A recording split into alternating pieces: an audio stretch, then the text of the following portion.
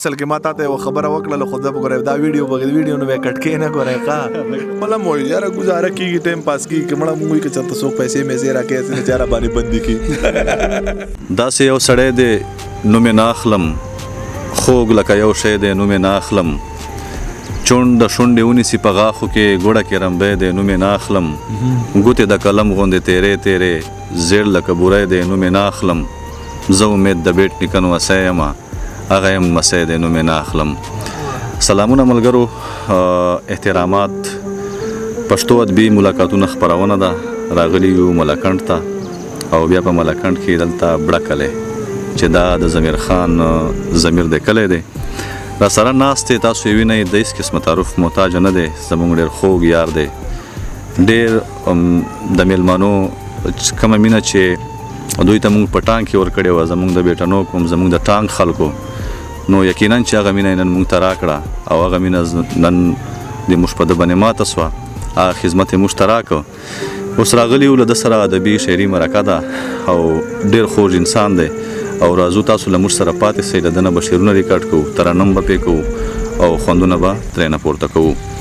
نو ضمیر خان صاحب اول دلته په خپل پروګرام کې هرکلی وایم ډېره مننه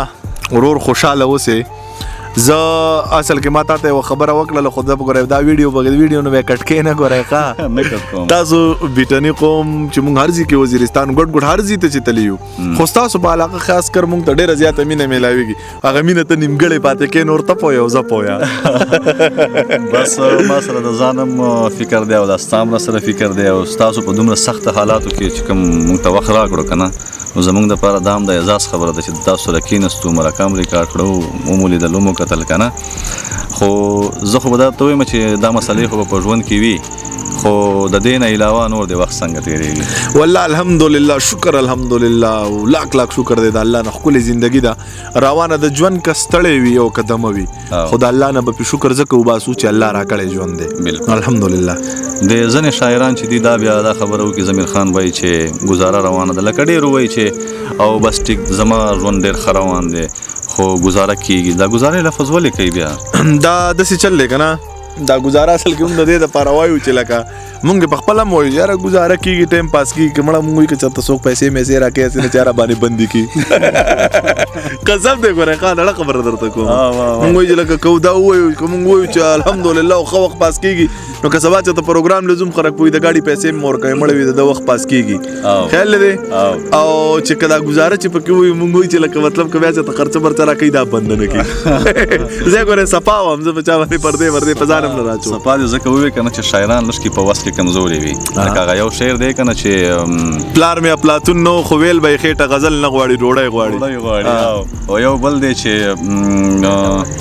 اکثر ولي سړی شاعر سړی ودان نه وي لکه خدای خپلو خلکو ته فتنه د دولت نه ورکوي اکثر ولي سړی شاعر سړی ودان نه وي نو دا به دا وجه کېدی نو بس دغه مې لکه مطلب خدا ځکه نو شو ویلی چې لکه ګزاره ټایم پاس کېږي نور د هر سړي دغه لیول دی یو سړی په شاعرانو کې به چېرته په سلو کې به یو خاني دا باقي ننان مې ټول ریزرو وکړي خو لکه مطلب بس شکر الحمدلله په دې وخت باندې د الله نه لاک شکر دی زموږ د ټانک خلک در سره ډېره مینه کوي ډېر خلک داسې دي چې هغه وایي چې د ضمیر خان خواله ورغی یا مثال ضمیر خان زموږ خواله راغی ډېره زیاته مینه در سره کوي خو چونکې 15-16 غنټې سفر دی نو نه درته دوی بار راتلی شي نه ته هغوی ته څه پیغام ورکړي چې کوم ستا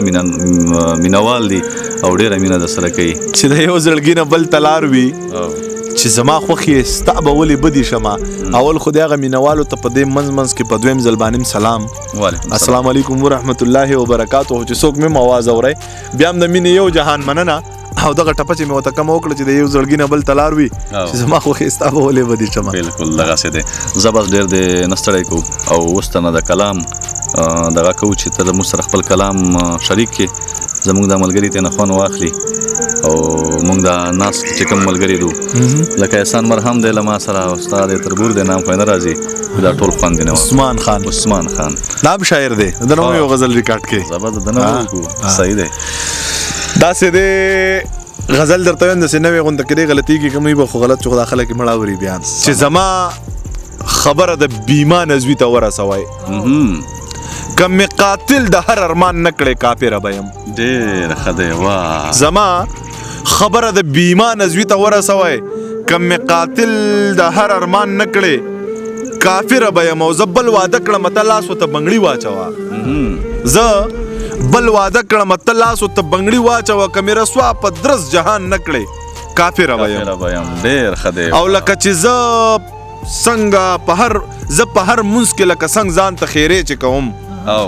که مې د ځان په شان په ځان نه کړې کافره به یم ډېر ښه دی او د روڼو ویلو ته حاجت نشته ری زه پوره یم که مې له خپو نه اویزان نه کړې کافره به یم ډېر ښه دی واه د روڼو ویلو ته حاجت نشته ری زه پوره یم که مې له خپو نه اویزان نه کړې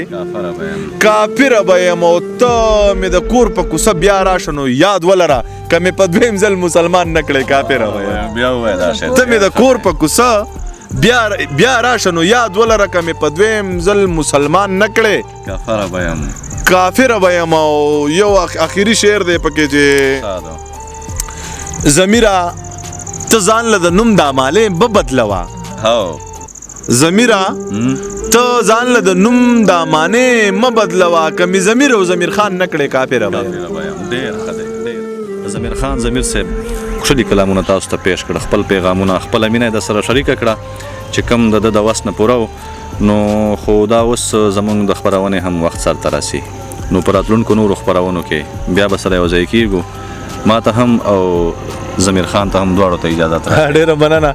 زما په اړه ډېر غټ ارمان پاتې شو دا پوه او زه پوهه کم ارمان بس ته پوه او زه پوهه چې دا زما سره شپې ته پاتې نه شو زما د دې خړ پړ کلي نزي دی ته وګورئ او زه په ټانک کې ګورئ چې ټانک ته لاړ شم زه شرطیه شپې ته پاتې کېږم او نو بس خدا سې دی چې مسلې خو ستا ته پاته ده که نه چې موږ تاسو خو په دایره کې یو او که نه چلو ډېره مننه ملګرو